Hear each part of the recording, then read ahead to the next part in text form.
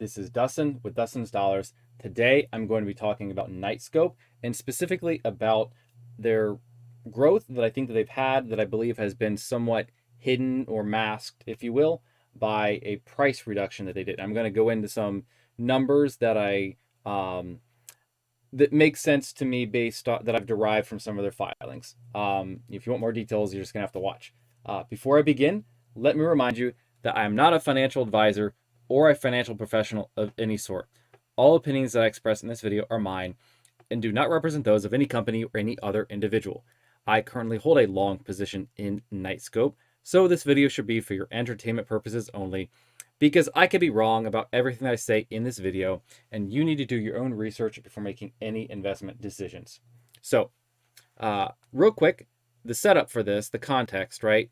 Knightscope has talked about a good chunk of these deployments, and it was fairly clear that they are actually growing the number of robots that, the number of robots they have deployed, their fleet of robots.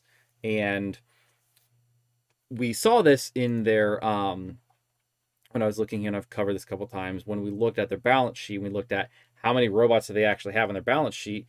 You can see somewhere around the middle of 2021, it was growing since the beginning of 2021, and even starting from the middle of 2021, the slope of this increase, right, where they're producing a lot more robots, and clearly they also have a sales backlog, right? And so we've seen that reported, a double-digit sales backlog in terms of number of robots, and so it never made sense that we see this just going up and really actually even accelerating here throughout the back half of 2021 and into 2022.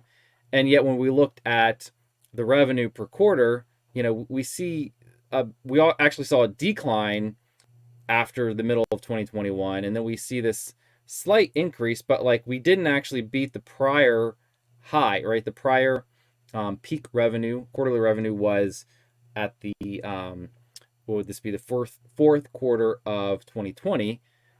The first time we actually went above that was actually here in the second quarter of 2022.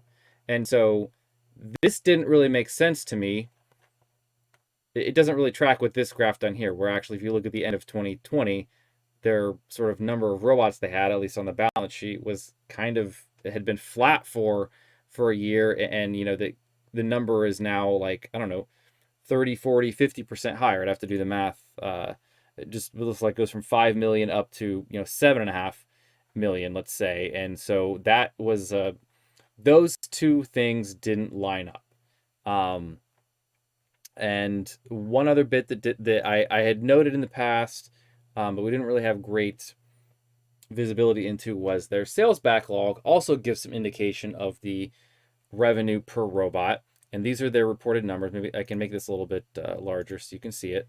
So I have this log here I've combed through all their SEC filings that I could find where they mention their sales backlog. And these are all the dates where I had it. And I've recorded how much revenue they said was represented in the backlog and the number of robots if they disclose both of those numbers. And for the times when they disclose both of those numbers, I also divided that out to give a estimated revenue per robot. And of course, this is going to vary a little bit based on the mix of robots. Are they K5s? Are they K1s? The revenue that they expect to get from those different types of robots does differ, where the K5s are worth more than the K1s. However, their sales mix, at least from what they've publicly disclosed and by all indications, seems to be roughly 90% K5s. So this number shouldn't change a whole lot over time in terms of the revenue per robot, because the mix of robots hasn't actually changed, unless they actually change their pricing. And that is what I'm talking about today. Is I do believe that they changed their pricing. I think that somewhere around the middle of 2021, I'm going to go to another sheet where I sort of put some actual numbers here, try to project or predict these numbers and estimate them. I think they dropped the price of the K5s from the mid to high 60s to the mid to low 50s. And the backlog kind of shows this, where in April of 2021, the revenue per robot was roughly 66,000, 67,000 per robot. And then the next time the backlog was reported was it be 5 months later at the end of Q3 2021, and the revenue per robot was estimated at 54,000. And then you see this number, ever so slightly higher in the next couple of reports. And some of this I'm sure is due to rounding effects on the sales backlog number. But you see that the revenue per robot is down in the 50s, not close to those mid to high 60s. And so I believe this helps explain why we see the number of robots continuing to grow, as represented by the value of the robots on their balance sheet, but yet we didn't see the corresponding curve, right? The corresponding shape of the line here in their revenue per quarter. And I actually put some numbers to this, and I sort of looked at this in terms of how many robots do they actually have, and I was just trying to pick two numbers that fit the revenue that we're seeing and the backlog numbers that we're seeing, and I came up with 69,000 per robot for the original price in 2020, and before that and into the very beginning of 2021, and then 54,000 per robot for going forward from middle of 2021. And so I put together a rough model here where I looked at it and I said, okay, how many robots might they have deployed that are under contract at $69,000 per year? And then how many robots in that quarter might they have deployed that would be at $54,000 per year? And so when I look at this model and I say at the beginning of 2021, they had 50 robots deployed, they were all at that original price. Q2, they deployed a couple more, they were at 53 robots. And I think that's pretty close to what they actually reported.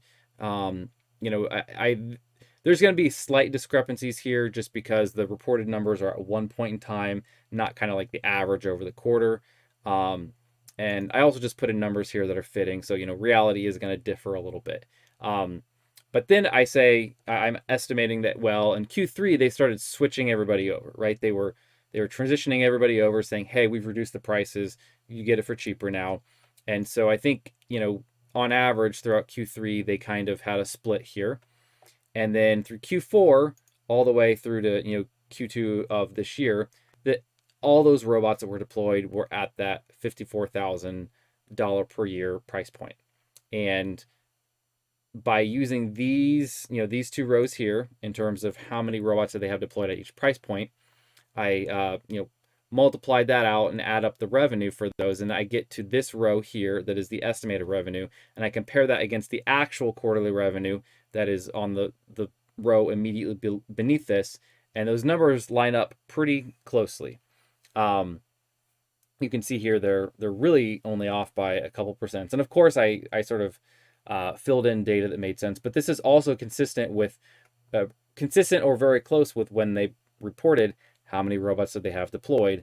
This fits in here for at least these quarters here, and then also fits roughly with some of the statements we've heard them make. It is a bit low, I think, compared to some statements specifically in 2022, but I think if I use some of these prior quarters and the sales backlog numbers, I also have a similar model here. You can pause the video if you're watching this after the fact. I don't think nobody's commenting on the live chat, so I don't think anybody's live at the moment. Feel free to pause the video, and look at the numbers I have here. It's a similar model for the backlog. I have the predicted backlog value given a certain number of robots at each value, and then the actual backlogs that I pulled from those closest points I could find. And if you look at those, right, you can see they're pretty close. And I did, if I do assume that all the robots in 2022 and ongoing are at this 54,000 price point, that would actually lead me to believe they have, they had on average in like Q2 about 77 robots deployed. And I also went down here and looked at, what does this make it look like their margins are, right? If I actually go back and I say, what if they never had these robots deployed at 69,000, if they only ever had them deployed at 54,000, right? Because that would actually reduce their, revenue, right? Because their actual revenue, right, was based off of the $69,000 price point. If they had never had the price point that high, we can get an idea of what are their actual margins looking like over time if they had these prices consistent throughout that time, throughout the past year and a half here. And that is what these two rows are down here. This row here shows what the revenue would have been each quarter with my estimated number of robots that were deployed if they were all only at the $54,000 price point. And then this shows their adjusted margins based on that, computation of revenue, but using their actual cost of revenue from the quarter, right? The actual reported numbers there. And so I put this in a graphical format so you can see a little bit better to be able to see, the blue columns here are showing what the revenue was on a quarter by quarter basis as estimated at that $54,000 price point and my estimated number of robots. And then the red line, which corresponds to the right axis here, is their, I call it their adjusted margin, but their margin using their actual cost of service versus if their revenue were these blue columns here. And so you can see that the margins here make slightly more sense than the actual margins that we saw, because you can see that as they do start to deploy, that the margins do scale up and are significantly better than they had been for the past year or so when they were fairly stagnant.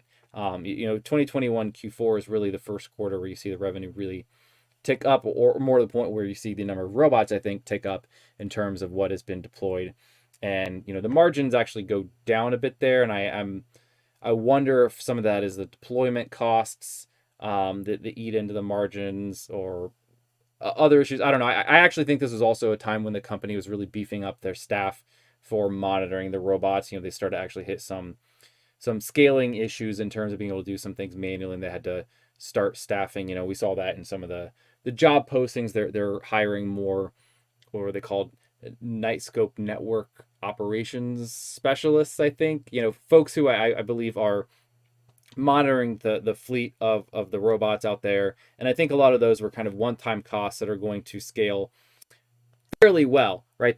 Those same costs, that same cost structure is effectively fixed for now until the number of robots they have deployed really grows by an order of magnitude. Again, that's my personal thesis. That's not directly coming from the company, but it's kind of what I've gotten from digging into the company here. And so then you actually see in Q1 and Q2 some of those margins, ticking upwards.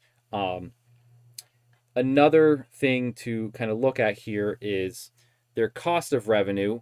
It was didn't seem to scale. This is similar to the margins conversation, but their cost of revenue didn't seem to scale with their actual revenue, right? Because if you look at the red line here, their actual cost of the revenue, and then the yellow line here, their actual revenue that they had, you can see that the red line is clearly trending upwards, and that yellow line goes up slightly, but not close to the same slope, right? And so that was kind of a bit of a puzzler, right? You kind of wondered, well, if the revenue isn't growing that fast, implying that they're not actually deploying that many robots, why is their cost continuing to go up? And again, I think I have the answer, or at least I've convinced myself here, that it's because they were actually deploying robots. They were just getting less revenue because they did this sort of price decrease in the middle here, and that made it really hard to interpret the numbers without that piece of information. And so I put here the blue line as the number of robots, and that corresponds here to the right axis. And you can see that tracks much more closely with their actual cost of revenue. And so that makes sense to me, right? That as they were truly deploying their robots, the amount of revenue they were getting per robot sort of did this one-time drop. And so that's why it was the yellow line is a lot flatter than the red and the blue line. But that going forward, we would expect that yellow line to sort of be increasing at least the pace of the red line, right? Meaning their revenue is going to go up at least as much as their cost of revenue. And so that was most of what I wanted to cover for today. Doesn't look like I have anybody on the chat so far, at least no comments. So I hope if you were watching that was helpful and helped shed some light as to as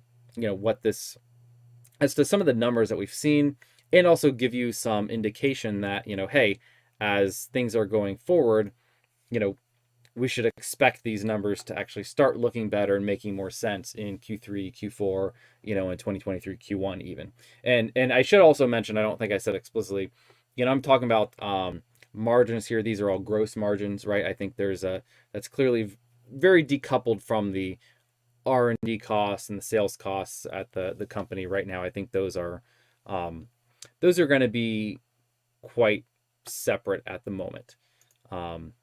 One other thing I just wanted to call out here is we did get some indication in their investor presentation that they dropped their prices a bit below the $60,000 mark, because they even called out here, that they were using in this model a base revenue here of just under $60,000. And again, I think we've seen from the backlog, and again from all the evidence I've shown here, that I think it's actually lower than that. You can do the math, and it still works out if these service costs and machine build costs are, if they can achieve those, that they're still, if they can achieve those and get folks to renew for at least 2, 3 or more years for a single robot, the company is going to have some pretty significant margins over time that they're going to generate from these robots. So I am looking forward to seeing some of this over the next year or two, and seeing this investment thesis actually play out, and see the business actually grow into a more profitable state. So that is everything for today. Again, I don't see anybody in the chat. Just for anybody who is still watching, I do these videos as live streams on YouTube. You can join. I do them usually in the evenings in the Eastern US time zone, 9, 10, 11 p.m., somewhere in that vicinity usually. I try to hop on as many evenings as I can, other than Friday night and Saturday night. Those almost never happen. But Sunday through Thursday, they're all fair game. And yeah, I love to have folks on the chat. If anybody, ever wants to be around and hop on, that would be great. If not, talk to me in the comment section below. I would, love to hear what you think about this. And that is it for today. Thank you very much for watching. Have a good one.